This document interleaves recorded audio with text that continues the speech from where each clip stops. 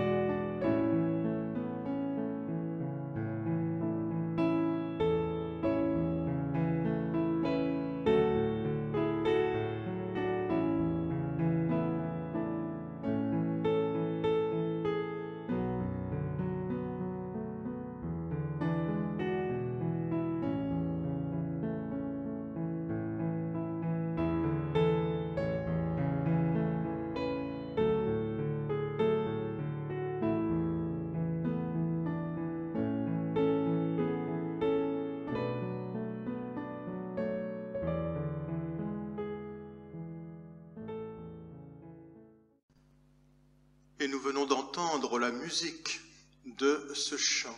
Dieu Tout-Puissant, que tu es grand. Dimanche de Pâques, dimanche de la résurrection, Dieu Tout-Puissant, que tu es grand. Et ce texte, extrait de la liturgie byzantine, jour de résurrection, Pâques, peuple, rayonnons de joie. C'est la Pâque du Seigneur, de la mort à la vie et de la terre aux cieux. Le Christ Dieu nous a menés, nous qui chantons l'hymne de la victoire. Que les cieux se réjouissent, que la terre soit dans l'allégresse, que le monde soit en fête, tout le monde visible et invisible, car le Christ est ressuscité, lui, l'éternelle allégresse. Pâques, Pâques, fête de la vie, lumière dans la nuit, une dose de beauté, de bonté, de louange, de joie, victoire de la vie sur la mort, de la beauté sur la laideur, de la bonté sur le mal, de la fragilité sur la puissance. Pâques, qui s'illumine avec la joie des pauvres, des humiliés, des exclus, des outragés, des blessés, dignité retrouvée, souffrance accueillie et pensée, lutte courageuse et tenace pour la justice. Pâques, un message qui résonne aujourd'hui comme une bouffée d'espérance. Pâques, la mémoire de Jésus qui anime l'attention aux êtres blessés et souffrants, la mémoire du don de la vie qui libère des chaînes, la mémoire de la lutte contre un ordre social qui exclut et humilie, un souffle vivifiant qui émane du tombeau. Solidarité, partage, entraide, amour. Pâques, joie d'une existence habitée par le souci d'autrui, de la vie la plus fragile, de la terre qui nous nourrit, d'une vie simple et partagée. Pâques, qui fait rouler la pierre du tombeau qui enferme, ouvre le chemin de la liberté.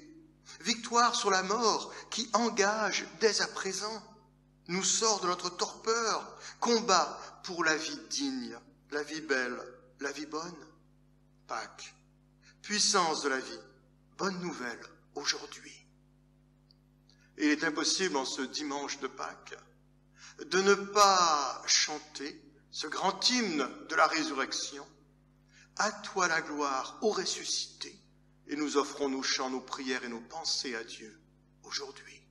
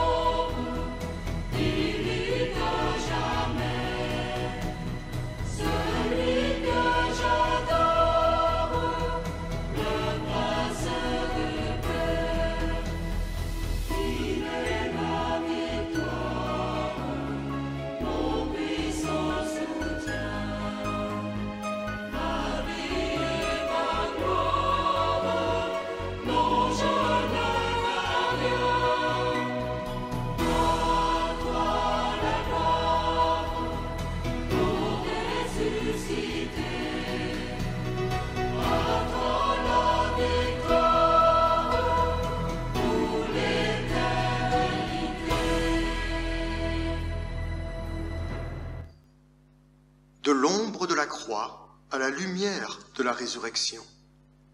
Lorsque j'étais pasteur à Washington, j'ai eu l'occasion de voir la fameuse Bible dite de Jefferson. Jefferson, rationaliste, avait voulu extirper de la Bible tous les passages qui étaient un peu dérangeants, un peu trop miraculeux, un peu trop impossibles, un peu trop à l'encontre des lois de la science de l'époque. En fait, c'était pas la Bible au complet, c'était essentiellement les évangiles. Et il avait pour ce faire acheté 2 Nouveaux Testaments, parce que bien sûr, quand on découpe une page d'un côté, ça fait un trou de l'autre côté. Et il avait recollé bout à bout les différents passages qui restaient une fois ces textes expurgés de tout ce qu'il trouvait trop incroyable. Miracle, incarnation et bien sûr la résurrection était dans ce lot. Ça restait finalement un petit feuillet de quelques pages à peine, de quelques grands principes de bonne moralité. Il n'était pas le premier à faire cela. Et il n'a pas été le dernier non plus, et il y en aura d'autres qui continueront et qui viendront. Dès le début du christianisme, des remises en question, des textes dits irrationnels ont été faites. Et donc attention à notre attitude de moderne qui veut regarder ces textes de haut. Il y a une histoire racontée par les rabbins qui raconte qu'au moment où Dieu créa le monde, 4 anges s'approchèrent de lui. Le premier lui demanda « Comment t'y prendras-tu » Le deuxième continua en disant « Pourquoi fais-tu cela » Le troisième enchaîna « À quoi ça va bien servir » Le premier était un scientifique, le deuxième un philosophe et le troisième beaucoup plus pragmatique. En ce qui concerne la résurrection de Jésus, il y a en nous quelque chose de ces différentes questions qui nous bousculent. Certains sont comme le scientifique. Pour croire au ressuscité, ils veulent savoir comment Dieu s'y est pris. Ils aimeraient qu'on leur démontre que c'est possible. D'autres tiennent davantage du philosophe. Pourquoi Dieu aurait-il fait cela? Quelles leçons tirer de tout cela? Comment comprendre? Et puis il y a le pragmatique. À quoi cela va bien servir? Qu'est-ce que cela change dans ma vie? On va les mettre où, tous ces ressuscités? Le 4e ange qui observait la scène avec étonnement, la scène de la création, devant cette création du monde, il se mit tout simplement à applaudir et à louer Dieu. S'étonner, s'émerveiller. Et cet ange qui aurait certainement applaudi devant la résurrection. Le texte que je vous propose aujourd'hui est tiré de l'évangile de Jean, le chapitre 20, les 16 premiers versets. Commençons la lecture. Le premier jour de la semaine, Marie-Madeleine vint au tombeau dès le matin, alors qu'il faisait encore sombre. Et elle voit que la pierre a été enlevée du tombeau. Elle court trouver Simon-Pierre et l'autre disciple, l'ami de Jésus. Et elle leur dit, « On a enlevé le Seigneur du tombeau, et nous ne savons pas où on l'a mis. » Arrêtons-nous là. Marie se rend au tombeau. Elle n'y va pas en courant. On ne court pas derrière les morts. Pour elle, comme pour les disciples, les rêves sont brisés, les attentes sont vaines, il n'y a plus d'espoir. Leur vision du royaume s'écroule. Cette croix, pour eux, est un échec, une erreur. C'est la fin de tout. Elle y va résignée pour un dernier geste, un dernier regard. Mais notre Marie est déroutée. Et là, c'est un peu la panique. Ce qu'elle trouve, elle ne s'attendait pas à le trouver, à savoir un tombeau grand ouvert. Et puisqu'elle ne le trouve pas, et qu'elle espérait au contraire trouver, c'était la dépouille de Jésus. Un tombeau qui ne joue plus son rôle de tombeau. Son mort n'est plus là. On lui a volé son Jésus. Elle ne pourra plus lui rendre un dernier hommage. Parti, disparu le cadavre, enlevé, kidnappé la dépouille. Pour elle, comme pour tant de gens, tout se termine au cimetière. Alors que pour le christianisme, tout commence dans un cimetière. Mais ça, elle ne le sait pas encore. Et c'est la grande course qui démarre. Elle court voir les disciples. Poursuivons notre texte. Pierre et l'autre disciple sortirent donc pour venir au tombeau. Ils couraient tous deux ensemble, mais l'autre disciple courut plus vite que Pierre et arriva le premier au tombeau. Il se baisse, voit les bandelettes qui gisent là, pourtant il n'entra pas. Simon-Pierre, qui le suivait, arrive. Entrant dans le tombeau, il voit les bandelettes qui gisent là et le linge qui était sur la tête de Jésus. Ce linge ne gisait pas avec les bandelettes, mais il était roulé à part, dans un autre lieu.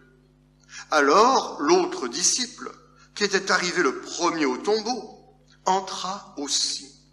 Il vit et il crut, car il n'avait pas encore compris l'écriture selon laquelle il devait se relever d'entre les morts. Les disciples s'en retournèrent donc chez eux. Marie court voir les disciples. Les disciples courent pour aller au tombeau. Il y en a un qui va courir plus vite que l'autre. Mais s'il arrive le premier, ce sera l'autre qui entrera le premier. C'est un peu la pagaille devant les bandelettes qui gisent et un linge sagement roulé à part. Curieux petit détail qui répond très bien au soupçon, on a enlevé le corps de Jésus. Non, on ne va pas partir avec un mort tout nu sur les bras. On ne prendra pas le temps de le déballer, de le dérouler.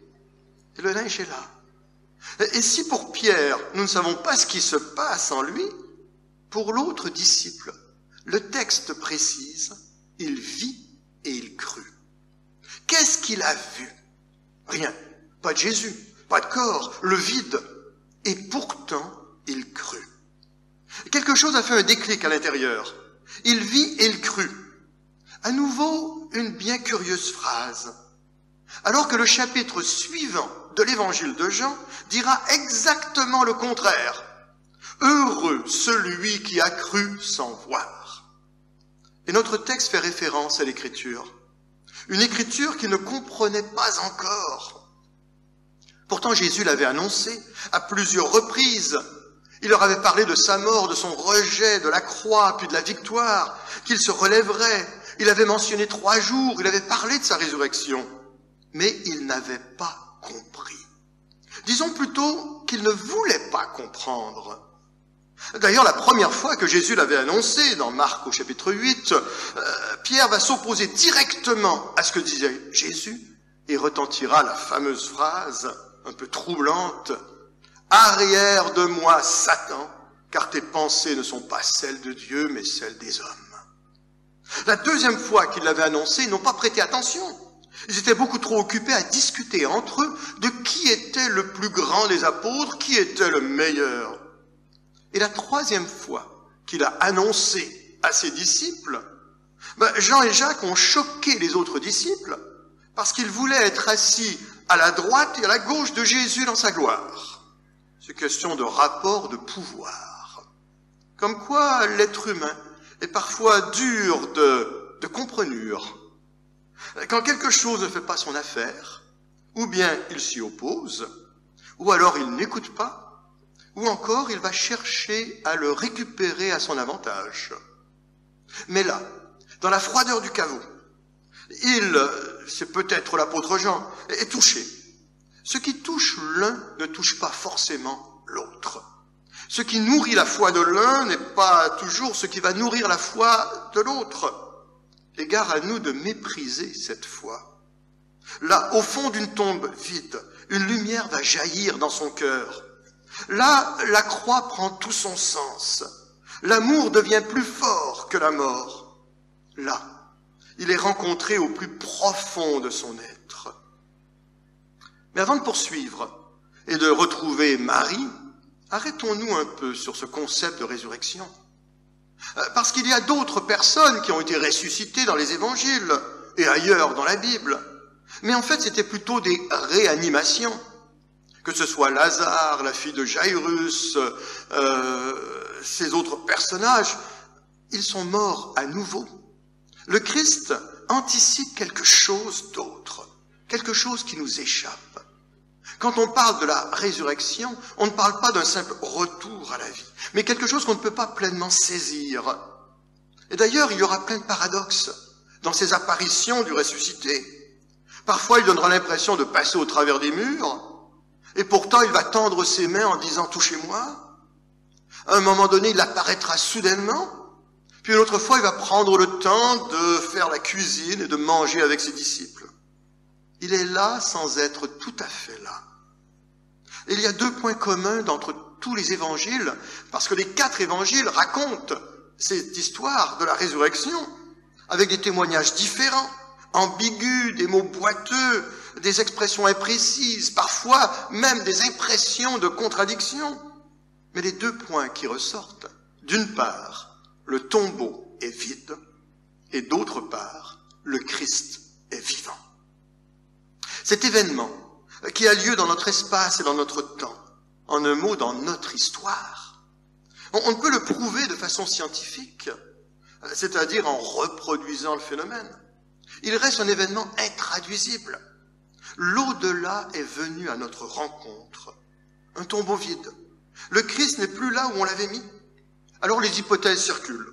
Erreur de tombe, des apôtres ont pris le corps, les Juifs ou les Romains sont venus voler le corps, et pourquoi pas? La femme de Joseph d'Arimathée, qui a prêté sa tombe, a piqué une crise.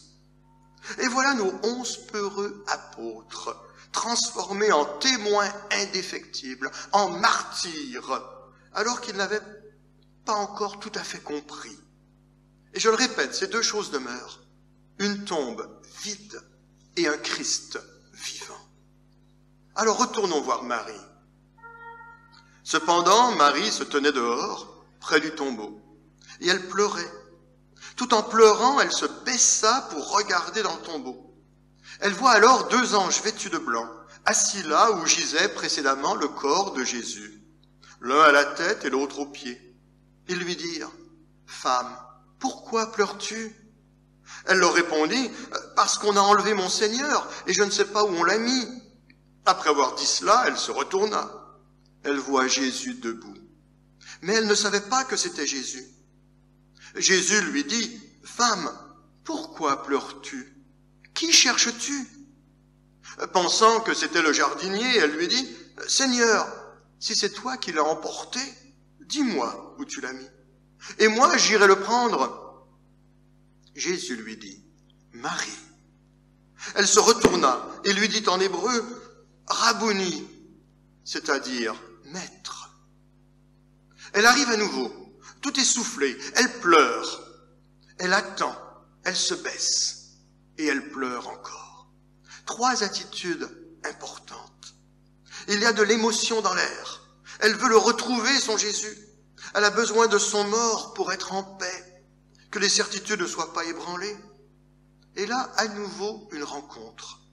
Devant ce personnage qu'elle ne reconnaît pas, aveuglée par ses larmes ou mystère des rencontres qui nous dépassent, le son d'une voix qui résonne. Une drôle d'intonation, une inflexion vocale dans ce « Marie » prononcé. La première fois, il l'avait appelée « femme ». Elle s'était retournée. Maintenant, c'est par son petit nom qu'il l'appelle. Et elle se retourne une seconde fois. Ce demi-tour, ce retournement, un terme fondamental, important dans les textes des évangiles, ce terme du changement radical, de la prise de conscience, de la décision. Elle perçoit plus qu'elle ne reconnaît, elle saisit plus qu'elle ne voit, elle est saisie et elle répond « Maître ». Là, devant une tombe vide, une lumière jaillit dans son cœur. Elle est rencontrée, elle aussi, au plus profond de son être, par son petit nom, dans son intimité, Marie, comme cela pourrait être le petit nom de chacun d'entre nous. Arthur, Jean, Arlette, Philippe, Lise, tous nos noms qui pourraient être là. Était-il plus difficile à Dieu de faire revivre Jésus-Christ dans l'histoire que de le faire revivre dans nos cœurs? La résurrection n'est pas une revanche sur la crucifixion. C'est une victoire sur la mort, certes, mais pas une victoire sur la croix. Au contraire, c'est la victoire de la croix. La résurrection ne supprime pas la croix, ne la rend pas périmée, effacée d'un coup de baguette, dépassée, réduite au passé. Au contraire, elle en manifeste la permanence. La résurrection du Christ établit l'éternelle présence de la crucifixion du Christ. C'est le crucifié qui règne, le Fils de Dieu mort pour nous qui triomphe. C'est la glorification éternelle de la faiblesse.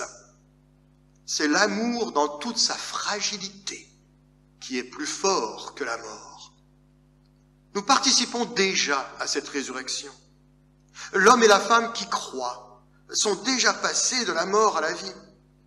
Ils sont ressuscités avec le Christ et leur vie est cachée avec le Christ en Dieu.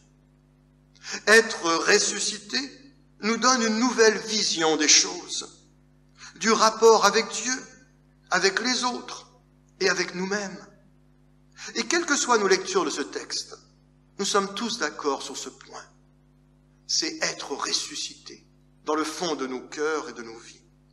C'est à l'ombre de la croix que nous devons puiser nos forces pour mieux marcher dans la lumière de la résurrection. C'est à l'ombre de la croix que nous devons nous agenouiller en toute humilité, en toute simplicité, pour mieux nous relever et ressusciter à notre tour dans la lumière.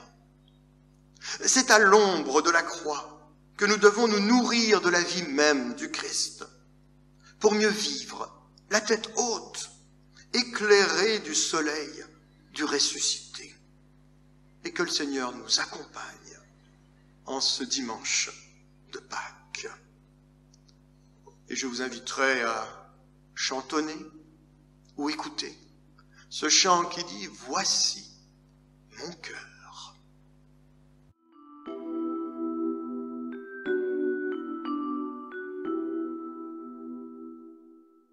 Voici mon cœur, je viens vers toi, Seigneur.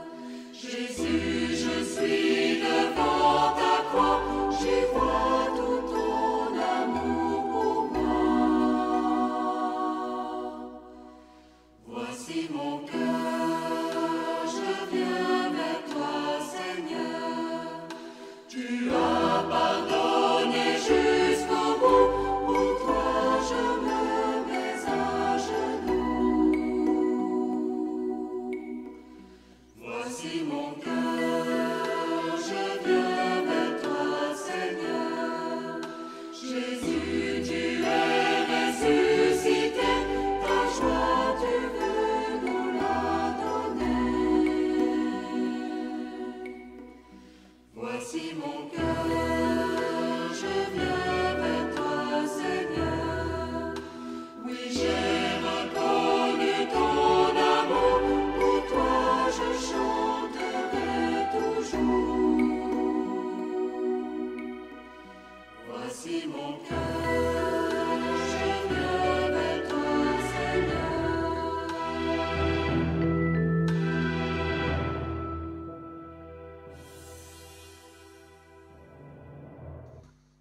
Nous arrivons au terme de ce culte du dimanche de Pâques, dans cette période de confinement.